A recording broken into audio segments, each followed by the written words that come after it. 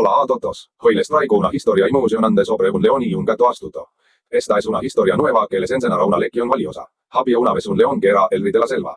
Era fuerte y poderoso, pero también era muy orgulloso. Un día, se encontró con un gato astuto que lo desafió a una competencia de inteligencia. El león aceptó el desafío, seguro de que ganaría fácilmente. La competencia comenzó y el gato astuto comenzó a hacer preguntas difíciles al león. El león estaba seguro de que conocía todas las respuestas, pero se sorprendió cuando el gato astuto demostró ser más inteligente que él. El león se enojó y decidió atacar al gato, pero el gato astuto logró escapar. El león se dio cuenta de que su orgullo lo había llevado a la derrota y decidió pedirle al gato astuto que lo ayudara a ser más inteligente.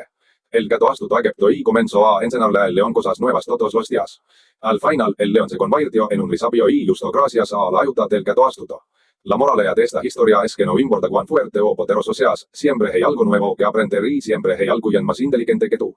Espero que hayan disfrutado esta historia y hayan aprendido algo nuevo. Nos vemos.